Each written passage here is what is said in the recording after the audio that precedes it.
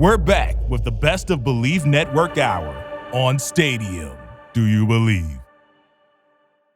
We're back, baby. It's the charity straw. I pitch free throws because they are free. Fisher, Snacks, Kreider, best of Bleav right here on Stadium. We're the charity stripe. Ready to hit the hardwood? Sure. Let's do it, baby. We're going to roll two clips back to back because it's kind of the same vein of discussion. Bleav in Bulls, Nick Schultz, CJ Watson. Bleav in Heat, Anthony DiNardo. Check these two clips out. Let's say you bring in Russell Westbrook with Zach and DeMar and Vooch. Do you see a fit there? Honestly, I don't really see a fit, but like I said, he's not the Russell Westbrook that he was. He's going to crowd the defenders, going to crowd the paint with him and DeMar not being 3-point shooters. So it's going to crowd it for Zach, for Vooch. The spacing is going to be terrible. But like I said, the Bulls have no other option right now, I feel like. So they need to go in a direction where they can get a little boost.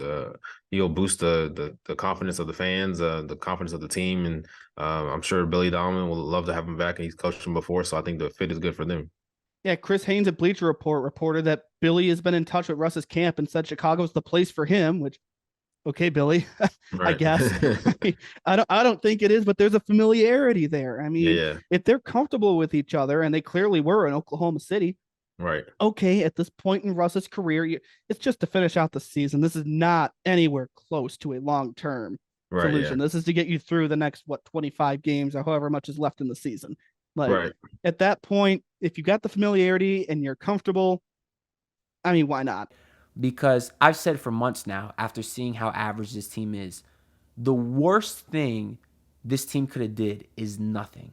You are an average team. You have to be buyers or you have to be sellers. I understand if they don't want to buy because maybe the move wasn't out there to put you in the championship contending, and I would have hated to waste a first-round pick asset because they only got 2 of them. I would have hated to do that to get a marginal improvement, whether that was Bogdanovich or whoever it may be. I would have hated it. But if that's the case, you have to sell. You have Gabe Vincent on this roster. You have Max Strus on this roster. Those are 2 guys of value that you could have traded. You are not going to pay both of them. You might not pay either one of them. So you're keeping them on this roster for what? Is that the front office telling us they think they can win a championship? Because that's just blasphemy. That's just not realistic. So you're telling me we're going to lose them for nothing when you have no assets whatsoever? The way second-round picks were flying around today, you could have easily got multiple picks for a guy like Max Strus or Gabe Vincent. And we know they cannot re-sign both of them. 2 historic franchises, 2 big market franchises. One of them competitive, not bringing anybody really in at the deadline. One of them not competitive and not selling off. So 2 disgruntled fan bases, 3 disgruntled hosts at the lack of moves made by the teams they're covering and teams they root for. Quite frankly, I think both teams are kind of locked down in this situation, in this sense that the Heat, they have a lot of contracts. They've kind of made their bed. Like, this is the roster they're sticking with. They paid Duncan Robinson. They paid Kyle Lowry. Those are tough contracts to get out of. Tyler Herro continues to get better. Maybe he's not that superstar level yet. Obviously, you have Jimmy Butler, who's fantastic, borderline Hall of Famer. Bam. And Bam's he's an all-star. Yep. He's probably, at this point, your best player. The most valuable. Yeah. So could you have been in a position to get Kevin Durant? Maybe, but you would have had to give up Bam. And do you want to give up Bam, who's your best player, for a guy who, like, I'm not saying his best basketball is behind him because when he plays, he's still arguably the best player in the world, but that's when he plays. Right. We'll talk about him in a little bit, Kevin Durant.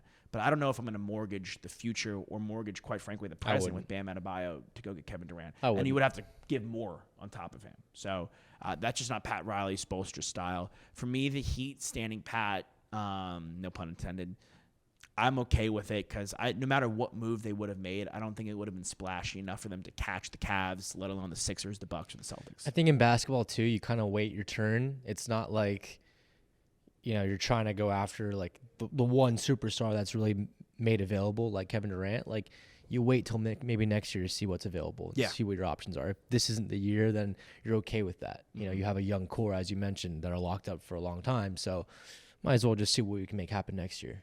Bulls core, not as young. No. They could have sold. And quite frankly, if I was them, probably should have. Yep. The Vooch deal, hindsight 2020, with the picks they gave up, giving up too early on Wendell Carter Jr., not great. I don't know how good of a they really lost out on marketing ultimately. They gave up him way too early. Clearly, he's an all-star this year. Yeah. But that's hindsight 2020. He had already moved to Cleveland, so that's way in the past. I think they should have sold Levine a long time ago. They could have sold Levine a long time ago. They could have sold Levine this year, and they could have obviously teams would have taken DeRozan, who's an all-star himself. They just don't draft that well. That's like the kicker for me. Like they've missed out so far in Pat Williams. Kobe White's been kind of a miss. I mean, I think a lot of people have this high expectation for the Bulls because of the history, right? Yeah. Back in the 90s, obviously it's hard not to compare them to that era, but we might have to just settle with the fact that might just have been an anomaly for them. That it's over, that they can't bring back a dynasty like they had. I mean, before. no one can. That peak was very few teams can. Peak was the Warriors, maybe Lakers. Yeah, the peak was such an ultimate peak that you may never be able to get that high again. You probably realistically won't get that high again. I do think not in your lifetime at least. No way. I think they had their second coming, and he got hurt. Yeah, bad luck. Horrible luck. You go from the best luck. Who was it at Radio Row who said they had a memory, right, of Derrick Rose? Oh my God, was it Adoree Jackson? I think so. I think it was like, what's your greatest sports memory? And they just said Derrick Rose's MVP season.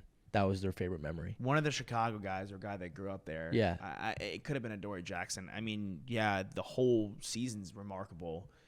Had he not gotten hurt, is, at least in our lifetime, arguably a top 5. What if? Definitely a top 10 what if. Yeah.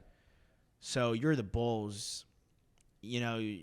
You're kind of in between a rock and a hard place here. You're not a franchise that can cave and do like a full rebuild because you have to sell the tickets. You have to still be the Bulls. It's wild. Like, side note here, it seems like basketball is the hardest sport to recover from injuries. Like, not like, okay, I recovered, I can play again, but recover and be dominant again or be a superstar again. Because we've seen guys in football tear ACLs. They come back and lead the league in rushing. Adrian Peterson, right? And quarterbacks that come back from ACLs and they go ahead and win Super Bowls. We see baseball players who have Tommy John surgery and they, come back and like DeGrom, and guys like that are dominant. Yeah. For basketball, guy hurts his leg, is a shell of himself after that. I think the D Rose thing is his best attribute was his explosiveness, and he lost that. Right. I also think had he gotten hurt, it happened today versus 15 years ago. Our Texas Longhorns, right? Like, talk about a guy who had an injury, Dylan DeSue, led the league in rebounding in the ICC, goes down with a knee injury, and he has not been anywhere near what he was in the knee SEC. is such a touchy subject. I do want to get to speakeasy with Kevin Durant, but yeah, I mean, a lot of guys lose their explosiveness, like Derrick Rose. Like, that was his best attribute. Rudy Gay, Devin Ferguson, Speakeasy, talk Kevin Durant. Check this clip out. I feel like this is the perfect fit for him. I didn't think they had the balls to do it, though. I still can't believe they got to keep Aiden. Is that a good thing or a bad thing? I feel like he's the one that has to come along more than anybody else. Even during the season, I saw some animosity. I don't know who it was towards or whatever, but, I feel like, he just has to learn. He has to learn how to win and what it is to be a winner. And he's gotten everything besides all-star status. You know what I'm saying? So he's going to have to figure it out with his turn, win the championship and figure it out. Because those guys are trying to win now. They have to win that. It's almost championship or bust at this point. If whatever they're going to add with this starting 5, you got to get to the championship. Okay, who's the 5? We know 4. We know 4. Plug in anybody. Matter of fact, plug me in. You got to get to the championship. Stop it. I can hit a corner 3. I can hit 1, 2 a game. No, you can't hit 2 a game. You crazy? You probably want to get the ball once a game. 2 a game. But what I'm saying is, plug in anybody. This is it. This is Chris Paul's shot.